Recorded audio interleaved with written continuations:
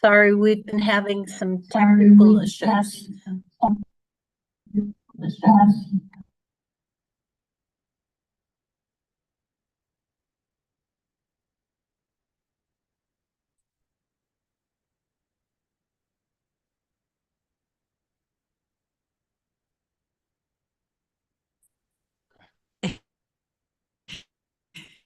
To discuss before we go on the record today?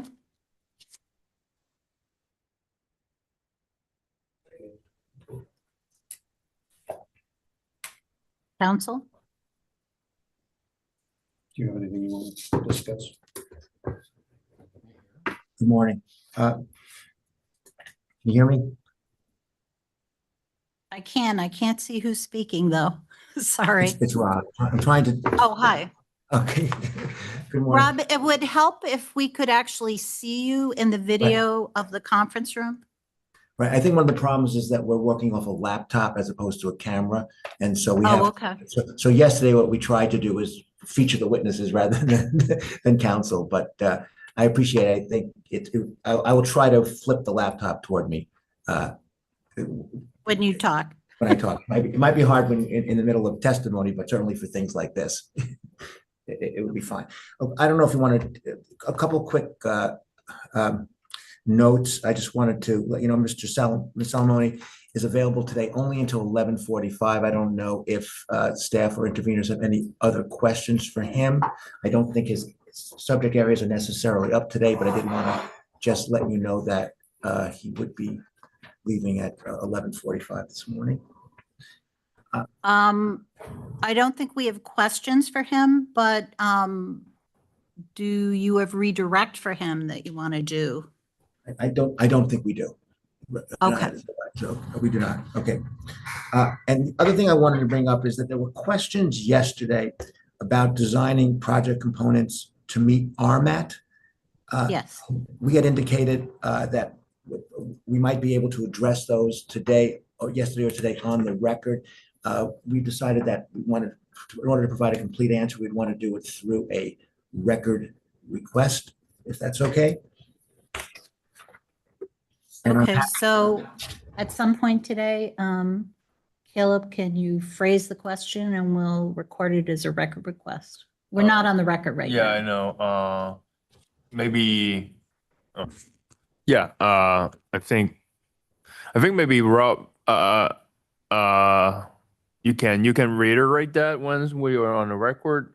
Because I have my first question today. I will start with my question today, so We could do it at kind of the end of the other. Or we can do it at the end. And that'll. If it's helpful, the question, what we think the question is, and obviously the bench can advise if necessary, is it possible to incorporate RMAT for extreme heat and extreme precipitation into the designs of each component of the project? That's what we have, and I don't know if is that the question you would like us to respond to, or?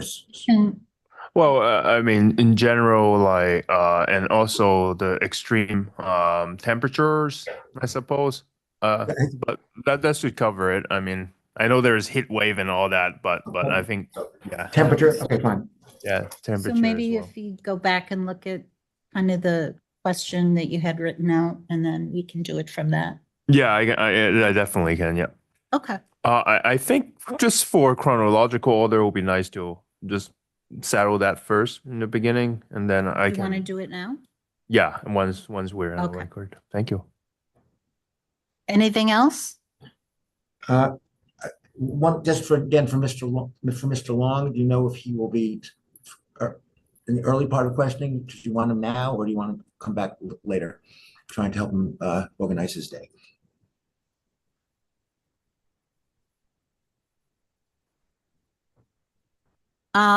We could put him on first and then return to the rest of the environmental panel. Does that work for you? Yeah. Can you see if he's there? We cannot see on our end. Yes, he is. Okay, great. Yeah, if that works for him, it works for us. Okay. Thank you. That works for me. Thank you. Anything else before we go on the record? I think that's it. Thank you. Okay. Okay, Alan, could we go on the record, please?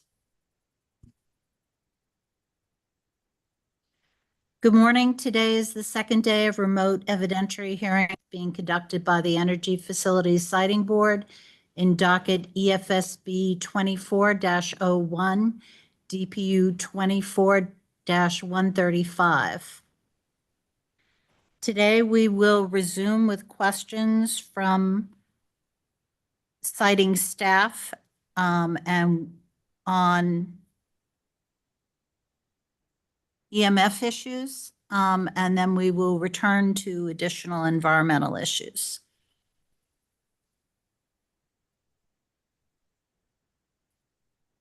Rob, do you have direct you need to do for Mr. Long? 1 minute.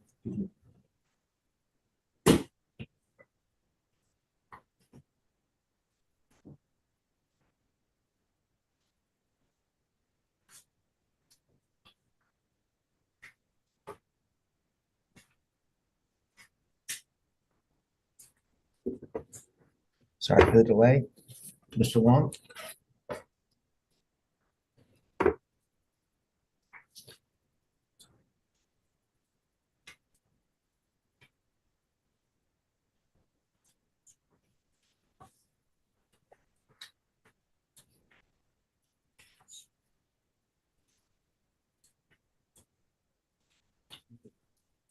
Okay.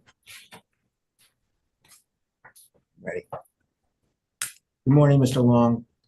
Can you please state your name, business affiliation, and business address for the record?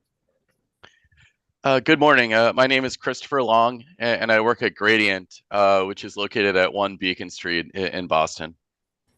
Thank you. What is your position at Gradient? I'm a principal at Gradient and director of Gradient's electric and magnetic field practice. Thank you. And what has been your role on behalf of the Hingham Electrical Infrastructure Reliability Project?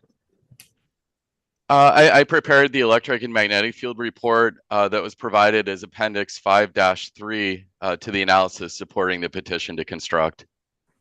Thank you. And can you please identify the topics in the two petitions for which you plan to testify today? Yes, I'm prepared to testify with respect to the potential electric and magnetic field impacts associated with the proposed underground line, proposed substation in Hingham, and proposed tap station in Weymouth.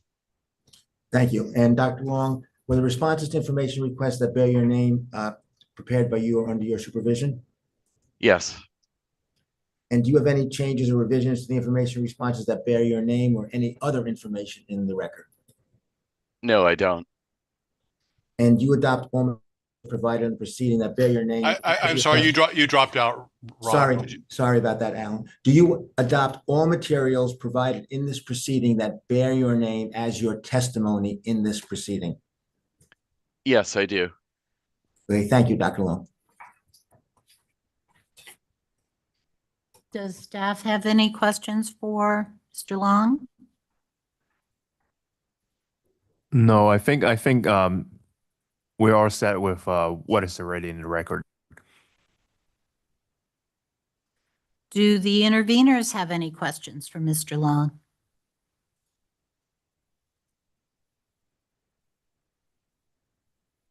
I'm No, all thank set. you. Thank you very much.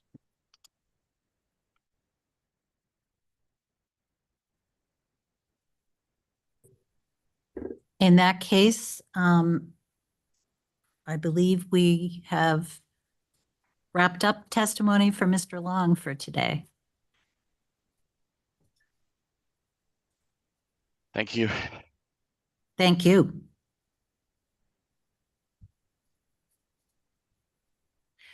So we are going to have questions on environmental issues, beginning with visual issues. Mr. Cheng? Thank you. Present. Oh, Excuse me, Presiding Officer Sharkey. Would you like me to do direct, can we swear in Mr. Newhall and do direct examination on him so he can be part of that panel as well? Yes, if he's available, that would be fine. He is. Mr. Newhall, can you please identify your name, address, and affiliation for the record? Yes, good morning. My name is Christopher Newhall. I work for Eversource Energy with a business address of 247 Station Ave in Westwood, Massachusetts. Mr. Newhall, can you raise your right hand so it can be seen in your video screen? Do Can you all see that? Yes. Okay, thank you. Do you solemnly swear to tell the truth in this proceeding? I do. Thank you. Ms. Hafner? Thank you. Mr. Newhall, can you just reiterate what is your position with Eversource? My position with Eversource is a supervisor in our licensing and permitting department for our Massachusetts region. And what has been your role on behalf of Eversource's tap station project in this proceeding? My role has been to oversee the state and local licensing and permitting assessments and developments associated with the tap station project. And on what topics in the company's petition and responses to discovery are you prepared to testify today? I'm prepared to testify to the environmental impacts and associated licensing and permitting that is required with relationship to the construction and operation of the tap station. And were any of the information responses that bear your name in this case prepared by you or under your supervision? Yes, they were. And do you have any changes to the materials that have been provided in this proceeding that bear your name? No, I do not. And do you adopt all the materials provided in this proceeding that bear your name as your testimony in this case? Yes, I do. Thank you. Mr. Newhall is available to join the panel. Thank you, Ms. Hafner. Mr. Cheng? Thank you, Presiding Officer Sharkey. To begin with, I want to follow up on yesterday's inquiry about regarding the ALMAT climate resiliency planning criteria and see if the HMLP side, whether there are any response, whether it can you will have any response during the evidentiary hearing, or we can look at record requests. In other words, Yes, Mr.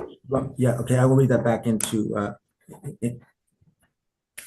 No, I believe he's just asking whether there's anything you would like to say on the record today before we make the record request. no, thank you. Okay. So, Mr. Cheng, can you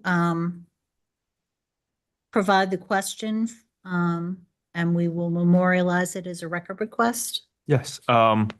So the question will be whether the project design would incorporate the ALMAT climate resiliency planning criteria for extreme precipitation and temperature events. That's a question. Does HMLP understand the question? Yes. So that will be record request EFSB 8. Thank you. Thank you, Presiding Officer Sharkey. I would then I will proceed to the question on visual impacts.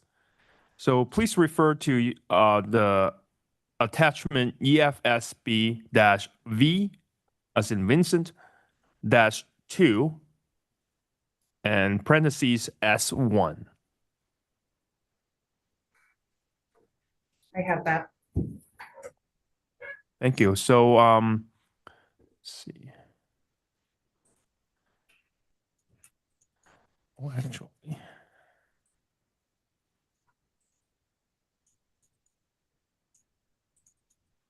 So there should be an image on S on that on the back. Let me put it up too. I thought I have it. So we're trying to share that particular response. Actually, could I put it on the screen? I think it may be easier for everyone to see. I think I can share screen. No? Yeah, I can. Right. We'll try. There you go. Oh, And not- sorry about that.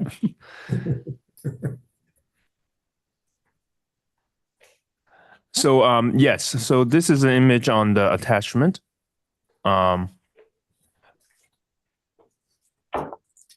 Could the HMLP team please orient and walk us through what is being shown in the visual? Identify any visible components of the new substation. So this is a view looking generally westward from the Brewer Reservation, from the edge of the Brewer Reservation, looking out over the new the new substation at the Hingham transfer station. In the center of the image, kind of lower center of the image, is where the different components of the new substation are included. The red that you see kind of just right of center is the proposed GIS building. You can see some kind of gray posts sticking up in the center. That is also related to the, for like, at this point, we don't propose. I'm sorry, that is also related to the what? Rip light? Yeah, oh, sorry, to the future transformer. It's not proposed currently, but I think the request was to show all, potential future equipment there. And you can see that shown in this image, again, just slightly to the right of the center. For the most part, the views will be over the existing substation from the adjacent Brewer Reservation. There are, some equipment in the background, and that is associated with the existing Hingham transfer station.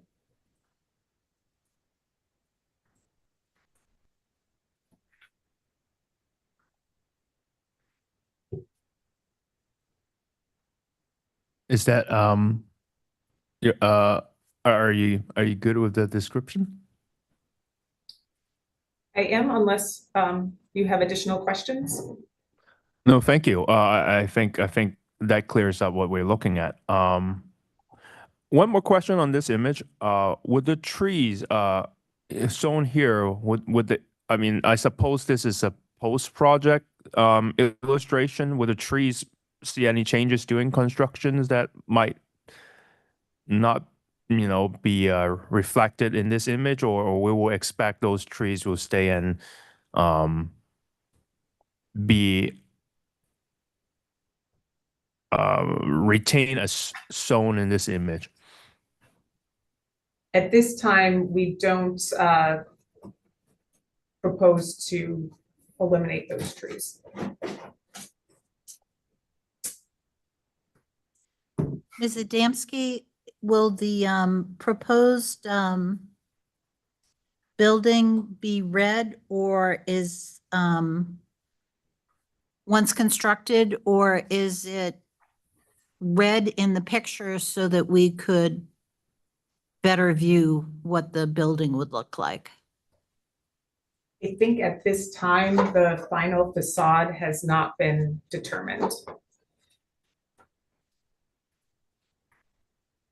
So it could be, if it were desired to have a facade, we would work with the town on what that would look like. Thank you.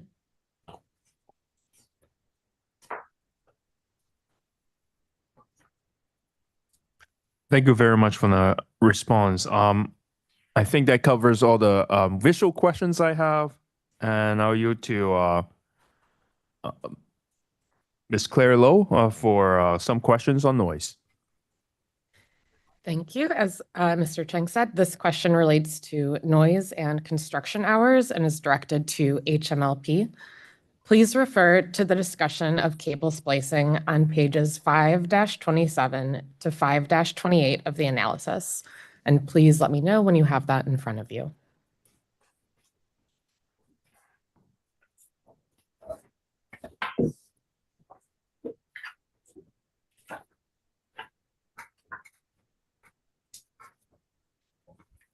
Yeah.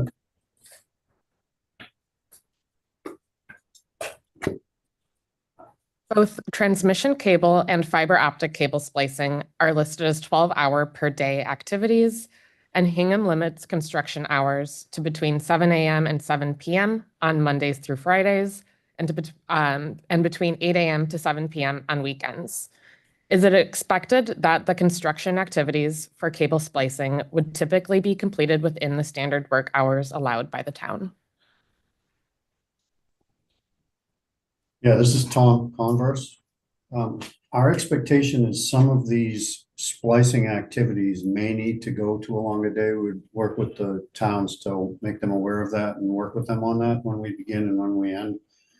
But some, components such as fiber optic splicing and cable splicing, it could take a longer timeline than a typical workday. What would the process be for getting town approval to conduct construction activities outside the listed hours?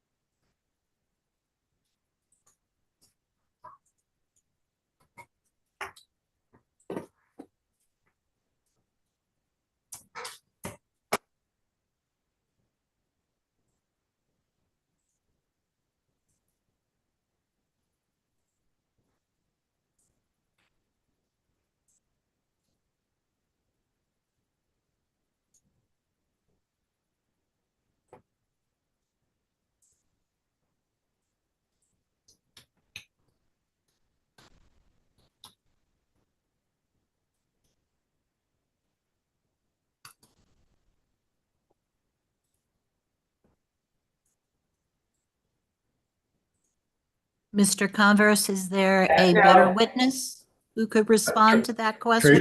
Tracy Adamski's going to answer that question, I think. I was just confirming that we haven't already provided an answer, and I was just looking through our data. But we would identify, what the additional hours are needed, what days specifically that we would be requesting that information from, and coordinate with the appropriate departments at the town of Hingham to request the additional work hours. The splicing isn't a I'll say destructive construction process. So the impacts tend to be, or the noise impacts tend to be less than the more physical construction processes. So we would work with the town for approval of that change in timing. Thank you. And in the record, it states that for the splicing activities, there are generators used as well as air conditioning units. Is there any sound mitigation measures in place for those components?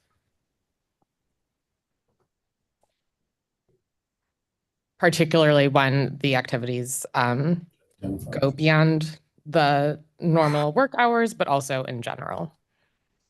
Yep, Tom Morahan. In general, the splicing vans have generators attached to them. They're typically inside a confined area that has some noise mitigation, so the noise is mitigated when those vans are running. When those mains are running, When those generators are running. Thank you. And would there be any notification to abutters if the construction work goes beyond typical hours? I believe in our outreach, we were talking about pretty much having open dialogue with folks along the routes, including the two towns, Weymouth and Hingham, to make them aware. And in that outreach and in the dialogue that we'll have with our contacts between the two towns and our project teams, we would make them aware of what our progress is. On a project, typically you'll do, a week ahead, 2 weeks ahead, 3 weeks ahead. So we can start to formulate those plans. And a lot of that will fall under the requirements in our construction contract as well. Great, thank you. I will pass it back to Mr. Chang.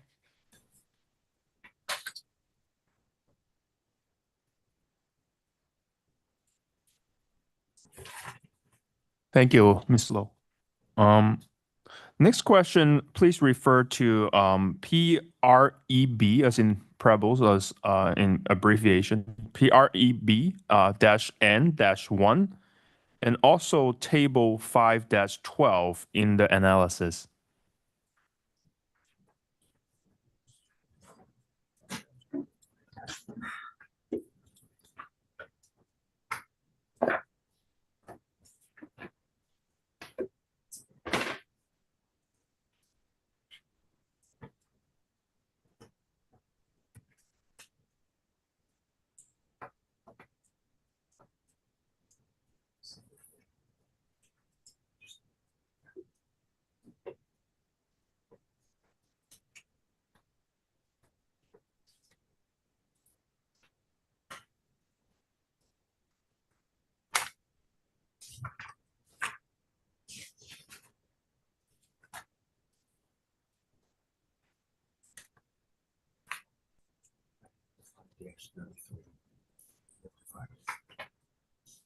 No, sorry, that's the figure. I'm sorry. No, I don't think.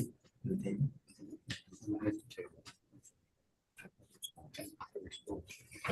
It's on 5-53. Table 5-12 is the sound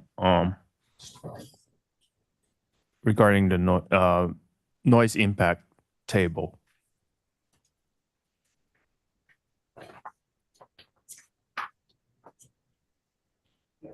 It's on 5-53. 1 second.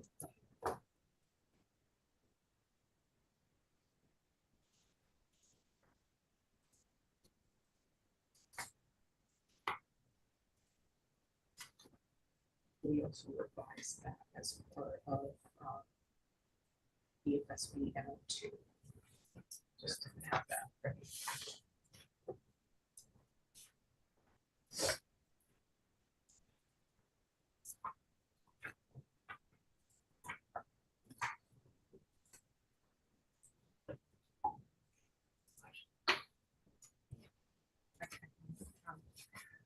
We have that, I guess, also note that table 5-12 was revised as part of EFSB N02. So we have that available as well. Okay. Thank you for that clarification. And yes, so I'll refer to the revised table for line of questioning.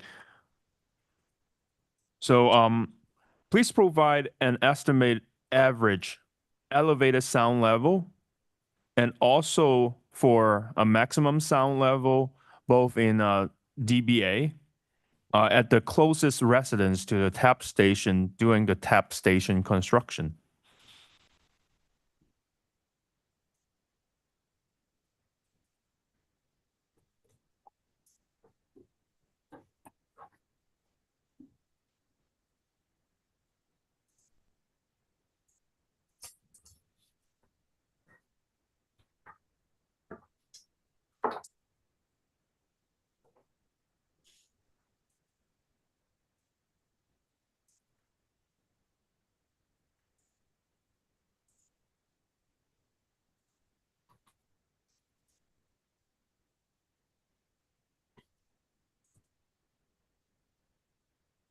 So the information provided in the revised table 5-12 provides typical sound levels at 50 feet.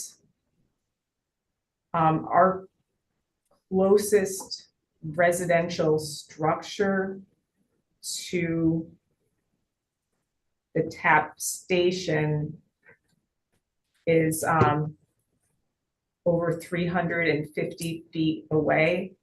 So we have not we have not estimated the dBAs or the noise and dBA associated with the construction to the residents, but it is a fair distance away, and sound will dissipate over that distance. So, yeah, I understand that this question might involve, some calculations and if not modeling.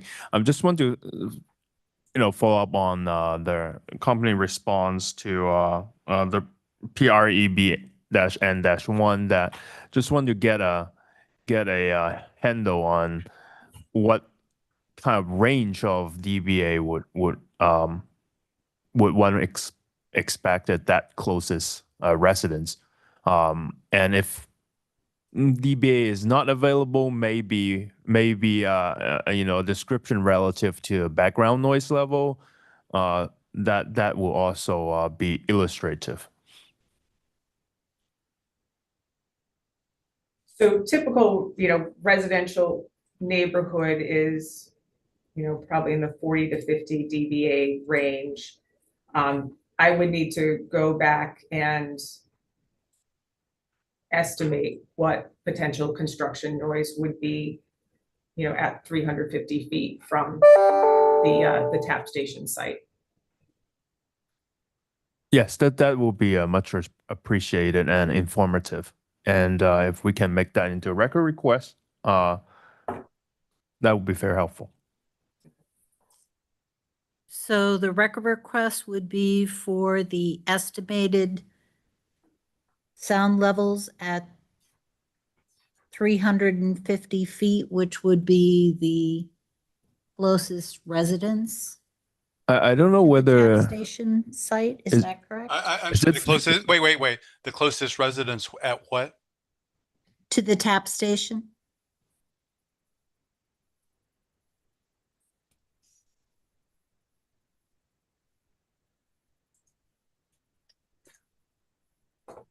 Just want to verify, is it 450 feet? I mean, it doesn't matter. I mean, as long as it's the closest residence, I think would do. I just want to get it. I didn't perhaps identify the street address of that closest residence, and then provide the information, which is The estimated sound levels? estimated sounds levels either in a description relative to background noise level or in dBA if available. For construction, and I just want to clarify that request is for construction. Yes, doing construction, and if it can break down to average versus maximum, that I mean if applicable.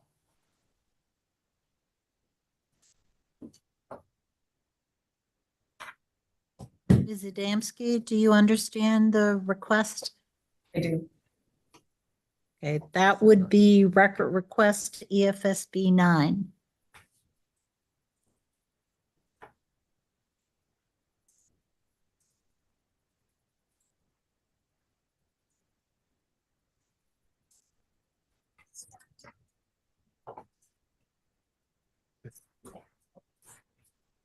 Okay, that covers that question. I'll move on to the next one. Would there be any concerns about drilling related to trenchless crossings, causing significant vibrations to nearby structures, and in turn causing disturbance and damage to foundations that will warrant monitoring and mitigation?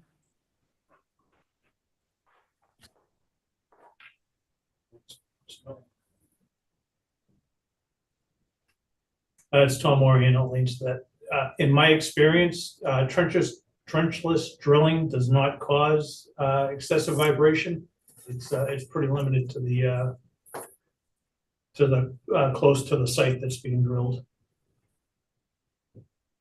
Thank you.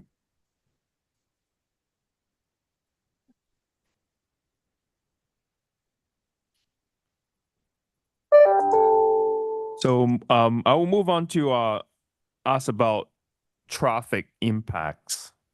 Maybe before I do that, presiding officer, you asked whether interveners have any question on the noise.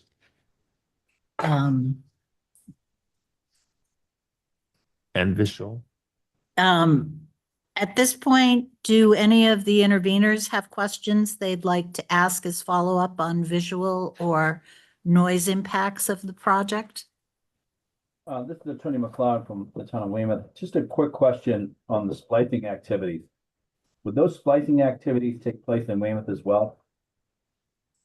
Yes, it would. Okay. Yeah, I tried to articulate it, that it was both towns. Yeah. We would coordinate with both communities on that timing. Okay. Thank you. Ms. Rund? Hi, this is Karen. I have one question on the anticipated for the tap station, the vibration or the decibel noise at the tap station. Would the sound be buffered with vegetation? Meaning if you're doing the construction in the summertime, the vegetation would buffer the noise versus the wintertime where there would be no vegetation, no leaves to buffer the sound? Do they have an anticipated time schedule for that construction? Yeah, the trees would be a buffer, but I can't speak to the timing at this time. Yeah, this Thank is you. Chris Newhall. Is John Garrity here and could comment on the construction schedule? I can, Chris. So currently the construction schedule would be in the third to fourth quarter of 2027 when that would start. So I would anticipate that the vegetation would be in winter mode.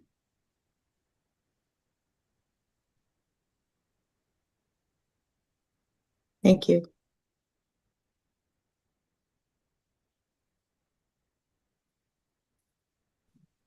Mr. Preble, do you have any questions?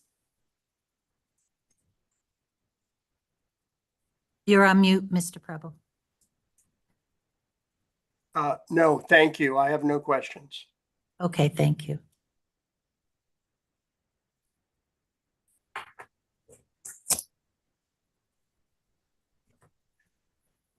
Next question is about traffic impact. What is the company's plan to minimize and mitigate traffic impacts during deliveries of large equipments such as transformers?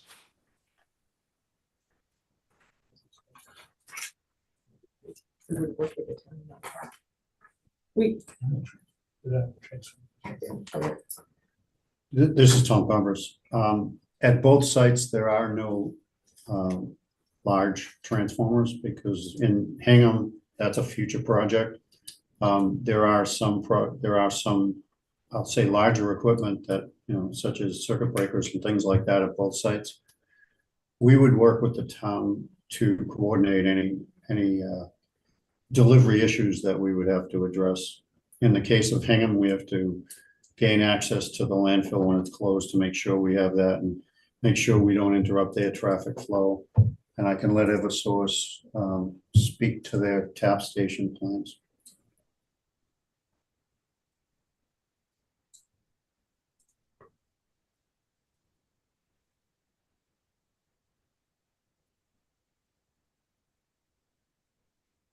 This is Chris Newhall. I'll attempt to answer that. We would also work with the town of Weymouth on any equipment deliveries, but we would anticipate most of the deliveries would be during standard business hours to the tap site, and obviously would use the access driveway off of Broad Street and then into the tap site from there. So we wouldn't anticipate any traffic impacts on Broad Street associated with any of those, typical deliveries.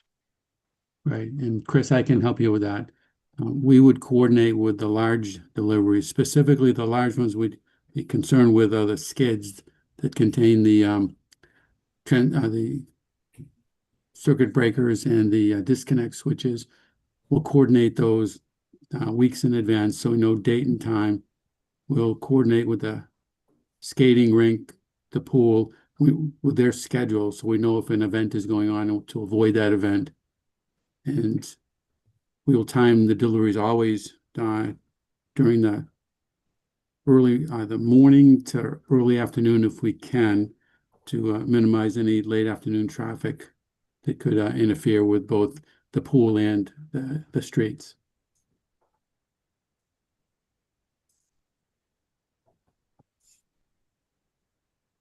Thank you very much for the answer. You're welcome. I'll pass to Ms. Lowe again for the next question. Thank you.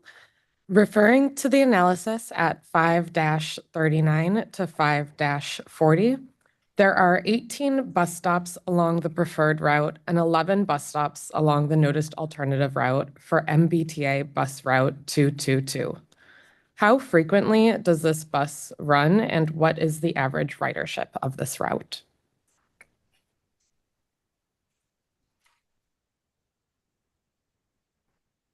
I would have to pull up MBTA's schedule on that and get back to you on both of those numbers. Okay, presiding officer, can we memorialize the request for the MBTA bus route 222 frequency and ridership as, I believe, record request 10? Sure, that will be record request EFSB 10. Thank you, and I have no further questions. I have one question on regarding safety. So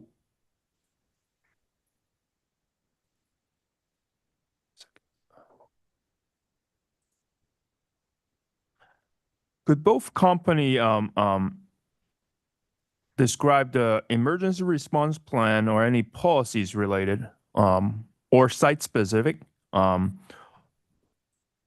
will be in place for and implemented for both the tap station, new substation, and also the underground transmission lines, and discuss any coordination that you already have or would have with the respective first responder departments on both towns.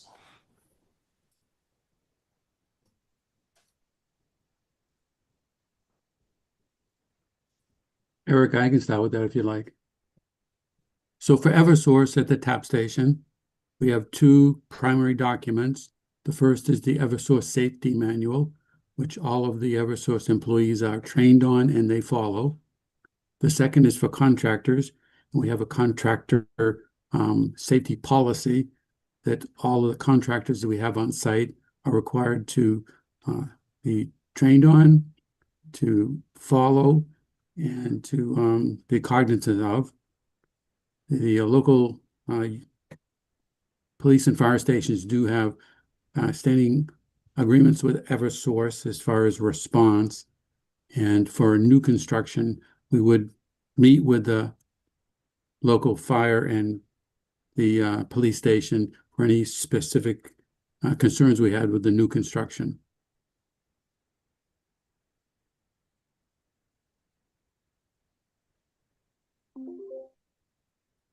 Can you just repeat that question again one more time? Sure. Describe any emergency response plans or policy in place, which can be kind of general or site specific to that of this project, and discuss any coordinations you had or would having or would have with respective first responders departments? So Hingham Municipal Lighting Plan follows the APPA safety manual. We would also work with the fire department in Hingham to develop an emergency response plan for the project as we get closer to the beginning of the project.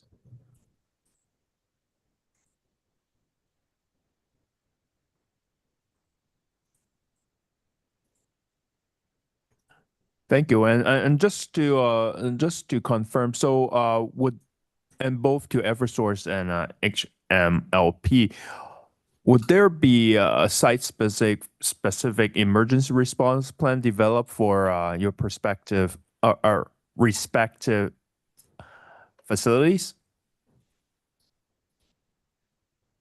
This is John Garrity for Eversource.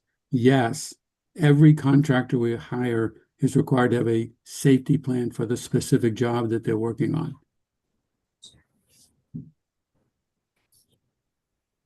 And HMLP would have that same requirement.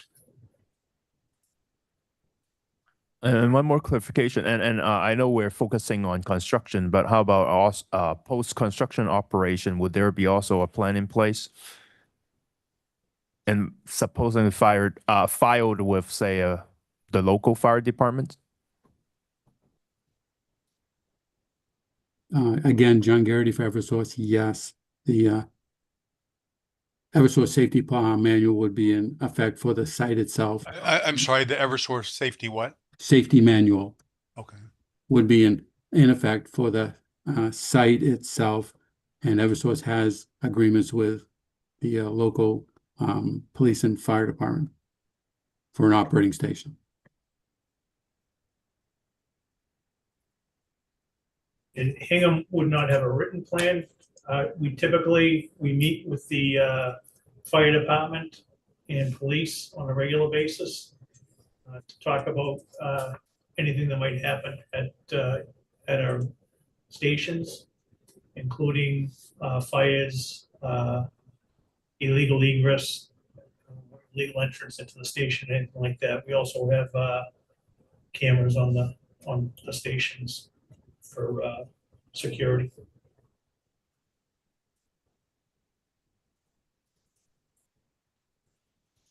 Thank you. And just as you mentioned security, I just want to just get a general description about what would be the security protocol at the respective facilities for both Eversource and HMLP. I mean, and I'm expecting here maybe like anything just consistent with existing policy on security, or any site-specific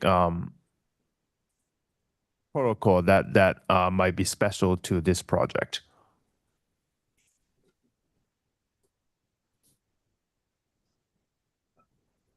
Tom Morahan, for the Hingham site, we will have 24/7 monitoring of the facility with cameras. The building, the switchgear itself will be inside a building, and there will be a perimeter fence surrounding the footprint of that new substation, similar to what we have in place at our existing substation. And this is John Garrity for Eversource. This would be standard protocol for this, for the specific tap station. It would have at least a minimum of a 10-foot security fence.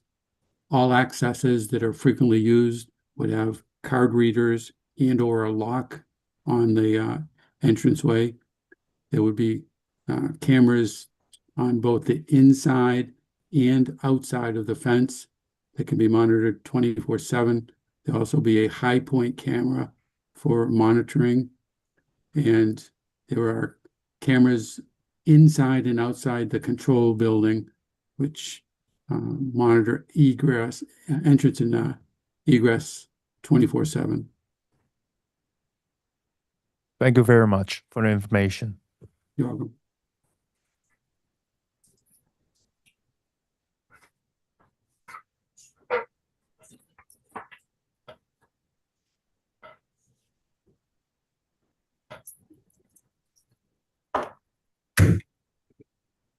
Next question, I want to ask about the site plan that was circulated yesterday regarding the tap station, Eversource tap station. So, let's see.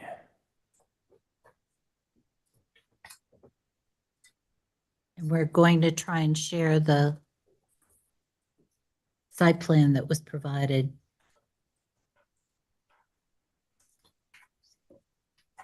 In yesterday's filing. I know kind of.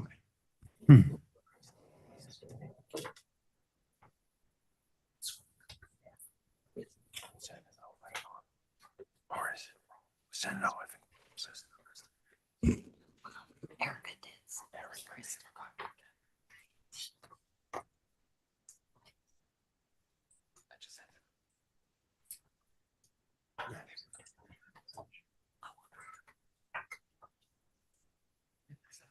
Oh, I'm sorry. Where is it? So, This one? Kristen. Here. Yeah. This one.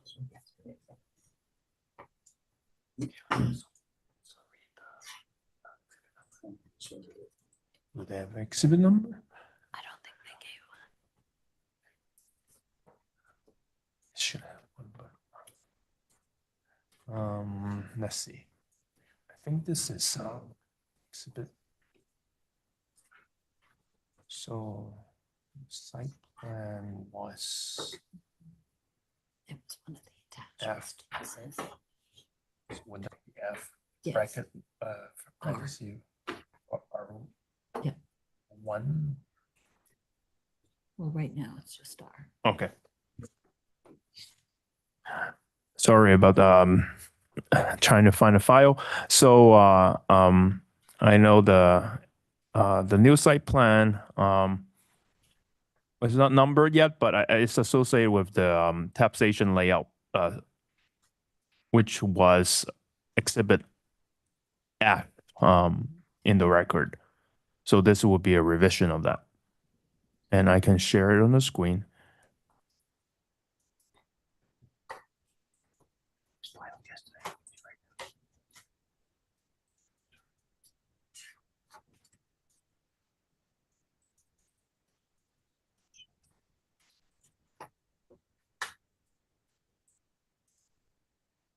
Zoom in a little bit.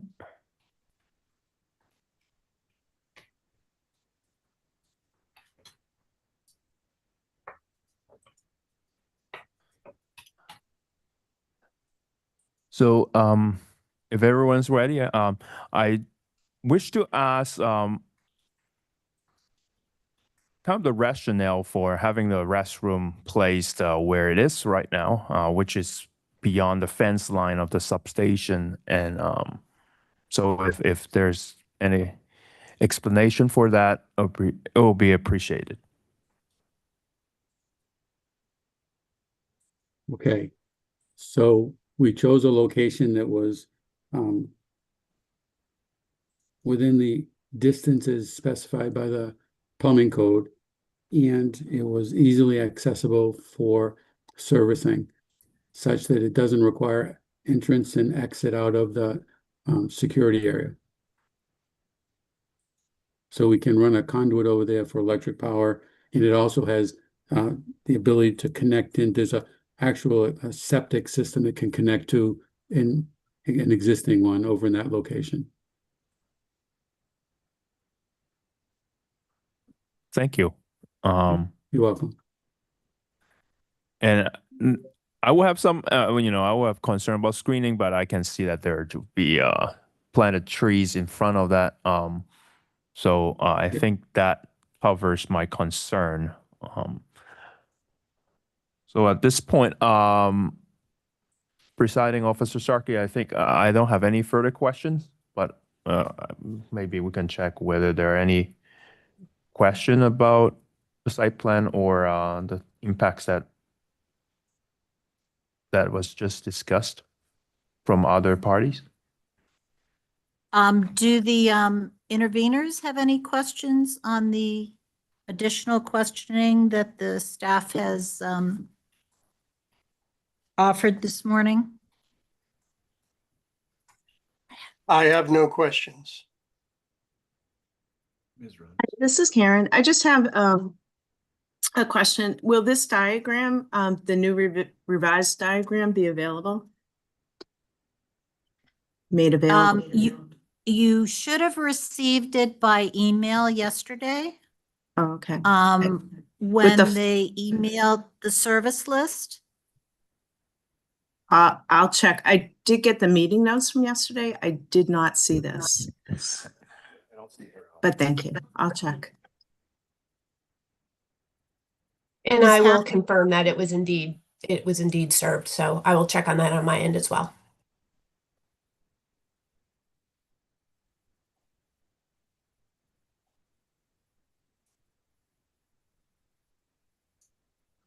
Mr. McLeod, do you have any questions with regard to the site plan? Do not.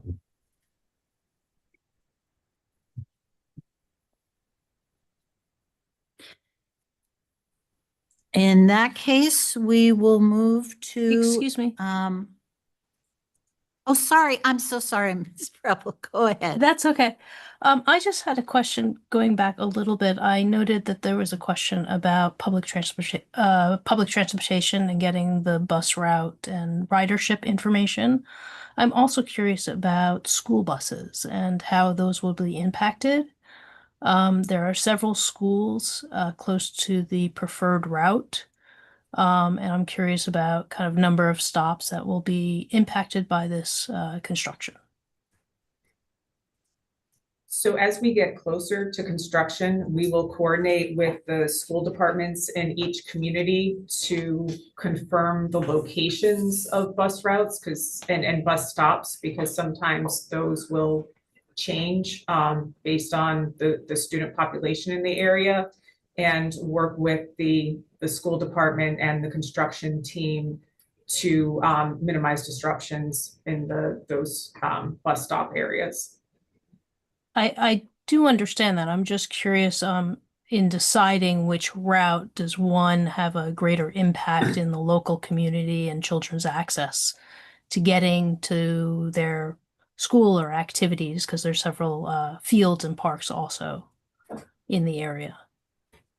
Yeah, I don't have the number of school bus stops along each route. We would need to request that from the communities. Can we make the request? So Ms. Preble, you can make that a record request. I would like to make it a record request, please. That would be record request Preble-1. Thank you.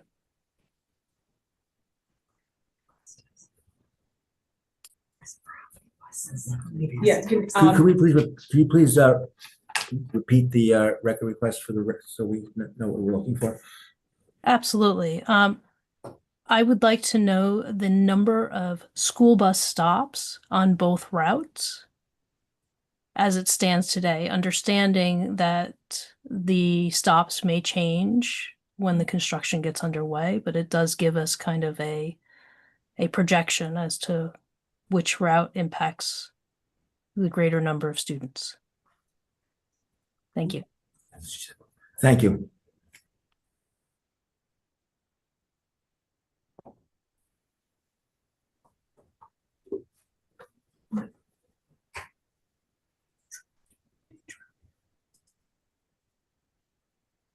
So let's go off the record, please.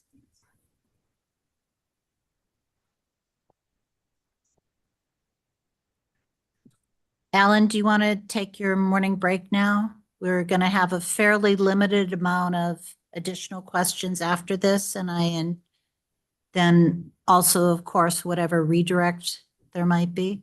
Yes, if we could, I'd appreciate it. Thank you. Okay. So let's come back at 11:15.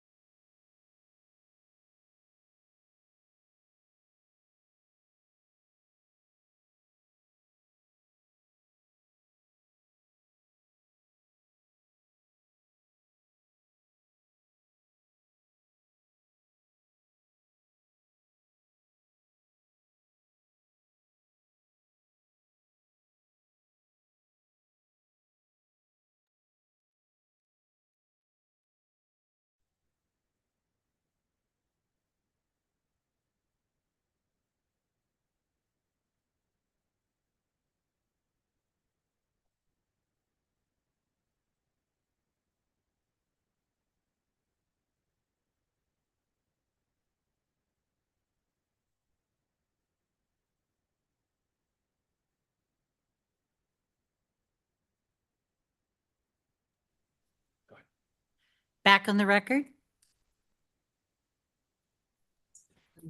So staff now has questions related to zoning.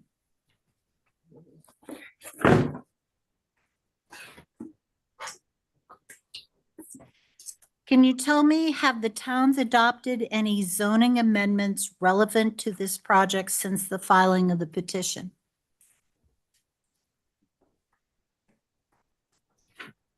Not that I am aware of. Are there any updates to the discussion regarding individual zoning exemptions required for the proposed HMLP Hobart substation based on changes in the language of the individual zoning exemptions or refinements in the proposed project design? Could you repeat that question? Are there any updates to the discussion regarding individual zoning exemptions required for the proposed HMLP Hobart substation based on changes in the language of the individual zoning exemptions or refinements in the proposed project design? No.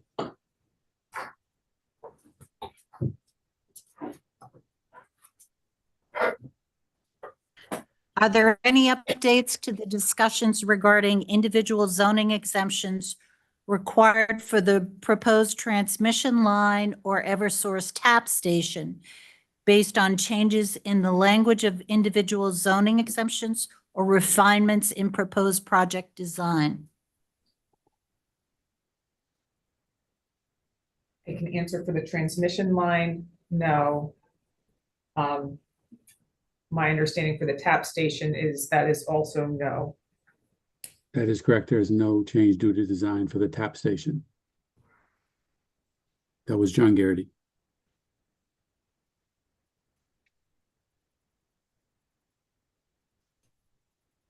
As a record request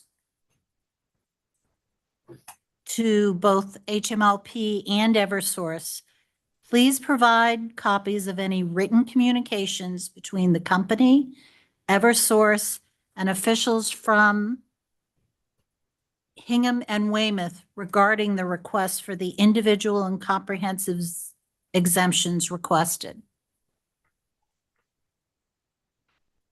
That would be EFSB Record Request 11.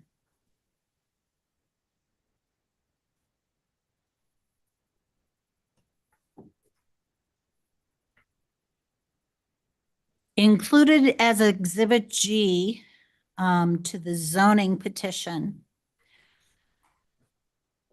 the petitioner has included a memorandum regarding discussions with the planning board at the town of Hingham and certain conditions that the select board might consider imposing when transferring custody of the parcel to HMLP.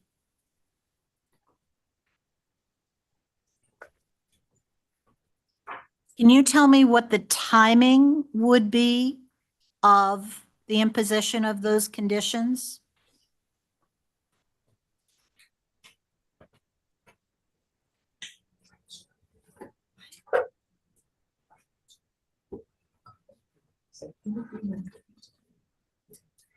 It would be at the time of the transfer of custody of the land to HMLP. And can you tell me when the anticipated time of that transfer would take place?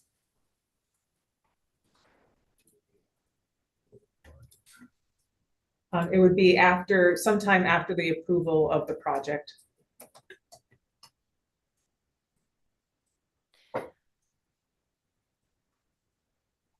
Do you anticipate that similar conditions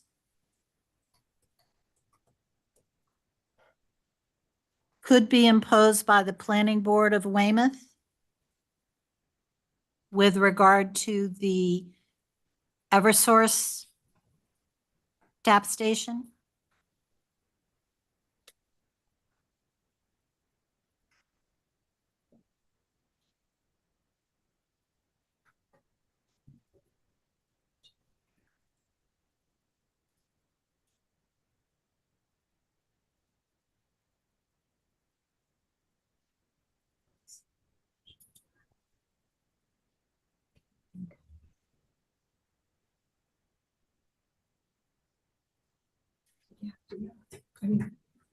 Mr. Newhall?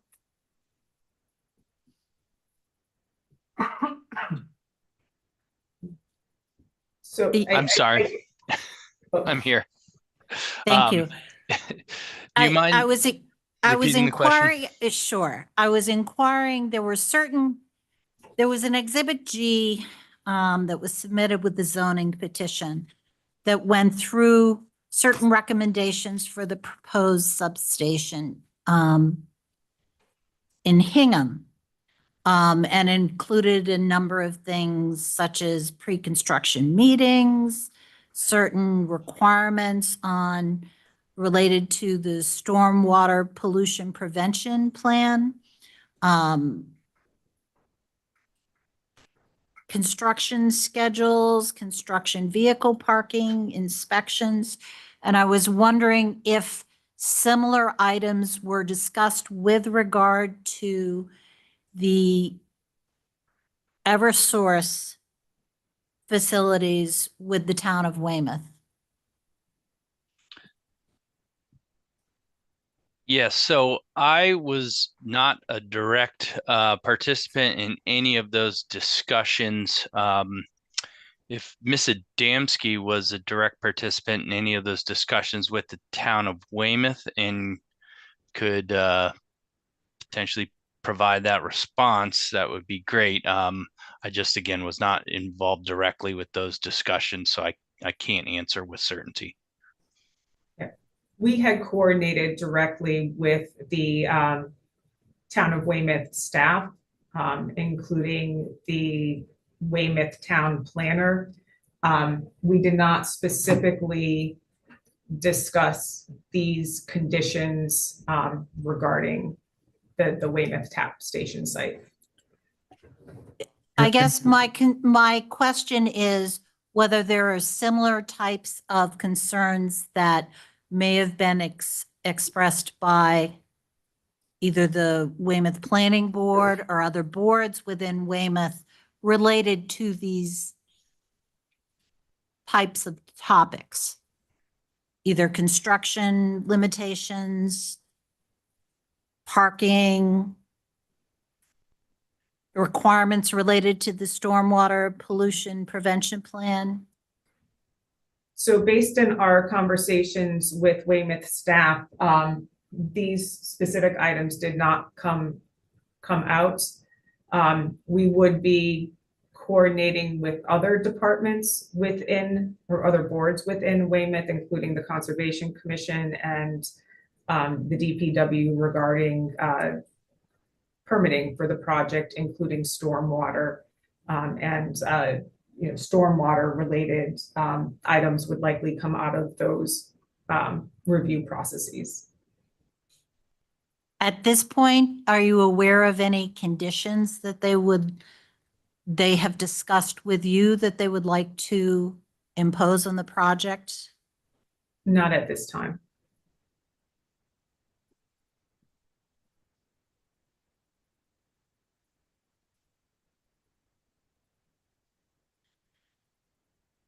All right, I think our last topic would be related to consistency with state policies. Can you tell me, has the project been designed to be consistent with state policies? It has. In the past, the siting board has reviewed proposed energy facilities for consistency with the current health, environmental protection, resource use, and development policies adopted by the Commonwealth. Those have included, for example, the Roadmap Act, the 2022 Clean Energy Act, and most recently with regard to the 2024 Climate Act. Can you address specifically the extent to which the project has been designed to be consistent with the Roadmap Act, the Clean Energy Act, or the 2024 Climate Act?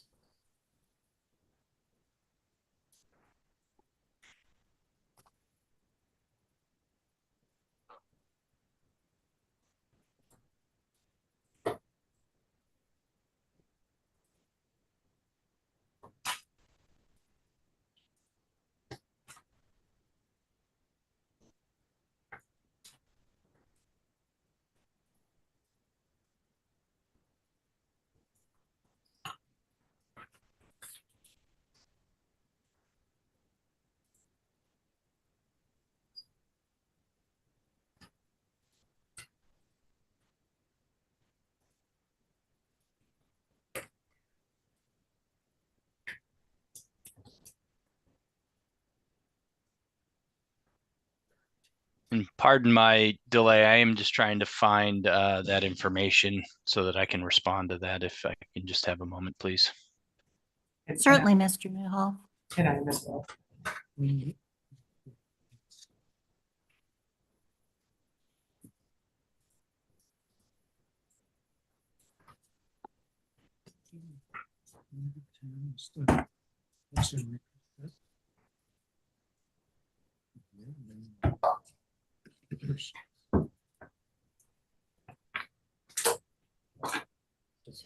Yeah, but that's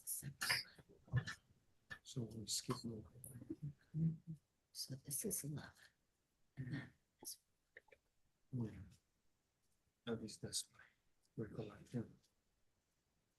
Would it be more expeditious to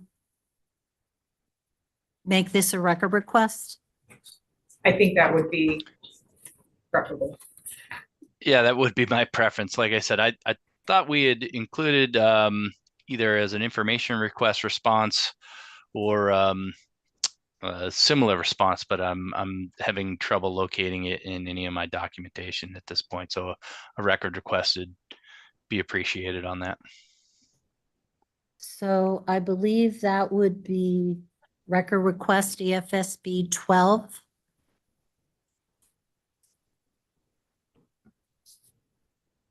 And it would be specifically again to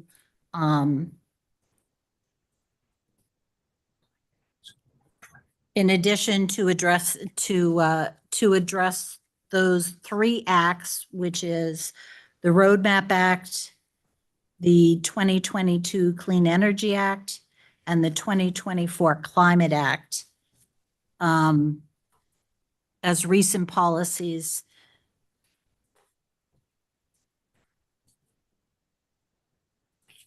and the extent to which the project is consistent with those three energy policies.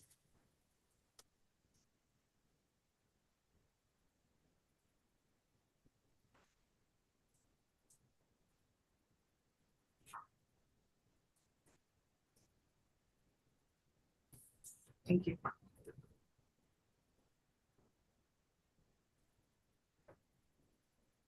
Do the interveners have any follow-up questions they'd like to ask? Mr. Preble does not. No, thank you. No, I have no questions. No Mr. questions. McLeod? No questions.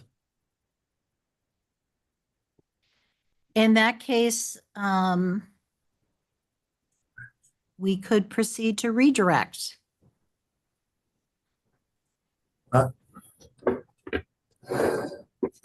Presiding Officer Sharkey, could we have a 5 or 10 minute break and then we can proceed to redirect? Certainly. So let's come back at 11:45. Off the record. This is Charlie Salamone. I'll be leaving the hearing at this time. Thank you, Mr. Salamone. We appreciate your participation. Okay, well, thank you very much.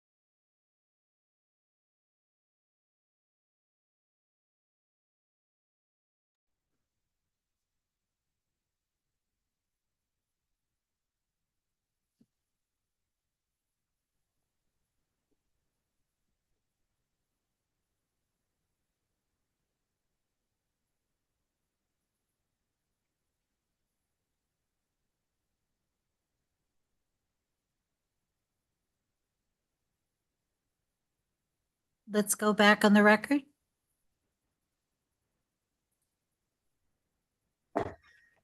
Thank you.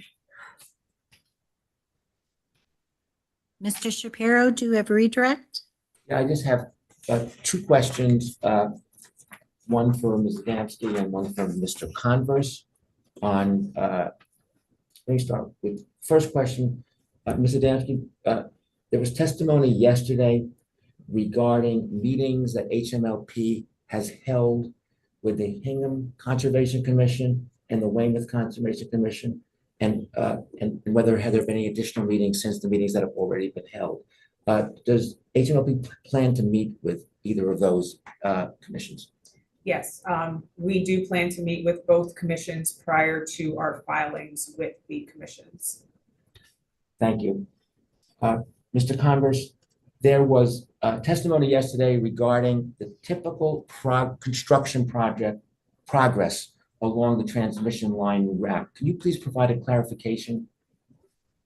Yes, we may have misstated that the typical progress of construction was 500 feet per day. That is the typical length of a segment, and we articulate the work in a segment on table 5-1, which shows survey and layout, pavement, trench, excavation, conduit, etc., and typical timelines. We also articulated it in a response EFSB CM3, where we talk about a typical segment being 500 feet, not 500 feet per day, and that between the different activities, it could easily be 9 to 17 days per segment. We also do expect to have crews that could do multiple segments concurrently. So we that helps us with our timelines. Thank you, Mr. Converse. But that's it for our redirect. Thank you, Mr. Shapiro.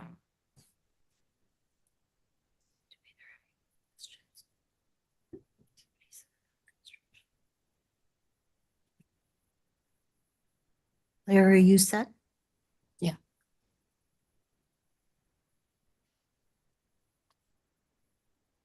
Does anyone have recross on the redirect that Mr.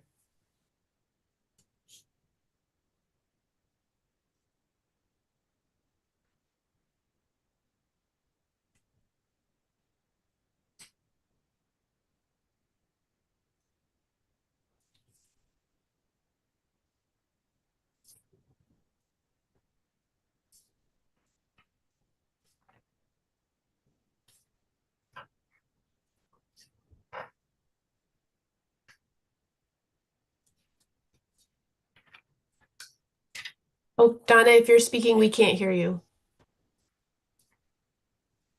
Sorry, thanks. If there is no recross on redirect, then I believe we would move to entertaining motions on moving exhibits into the record in this proceeding. In this case, I would expect that we would need to have an update to the draft exhibit list that was dated September 15th, 2025, for at least 3 additions. There was a supplemental response to EFSB V-2. There was a revision to EFSB PA7. And there was, of course, the revised site plan. So I believe those 3 items plus the addition of the record request responses would require a revision to the current draft exhibit list.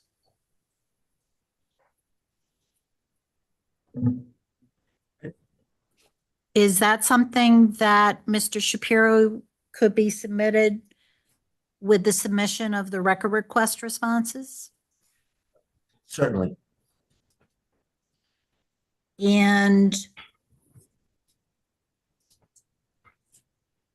do we expect that all record request responses could be provided by October 10th?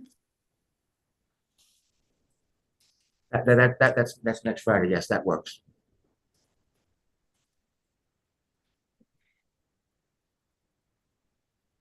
So do I hear a motion to move the exhibits that have been marked for identification purposes into the record? Yes, we please move in all information responses into the record. Thank you. I was waiting for my moment, sorry. Sorry. And with the provision that, of course, those exhibits will include the additional exhibits that have been filed subsequent to the preparation of the exhibit list and the record request responses when they're prepared.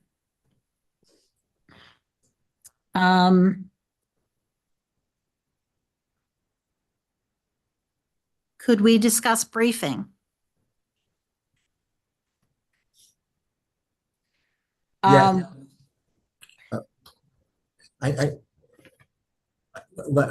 I can jump in, based on the initial procedural schedule that was issued by the board, I believe that the initial brief would be due 3 weeks after the record responses and the intervener and the reply briefs 3 weeks after that. Is that correct? Is that acceptable to the parties? Well, HMLP was talking internally, and we may want to propose a revision to that schedule, but if it's okay with the presiding officers, we would want to first reach out to Eversource and the interveners to see if we can come to some agreement. So do you want to do that now with a discussion, or do you want to subsequently submit a letter with whatever the parties agree upon? I think it'd be most efficient to subsequently submit a letter rather than to have a conversation today. Okay. In that case, we will await this resolution between the parties on an acceptable briefing schedule. And if there's nothing else, we will close the hearings for today. I'd like to thank everybody for participating and look forward to seeing the briefs when we reach that point in the proceeding. Thank you very much. Thank you. Thank you. Thank you. Yeah. Thank you.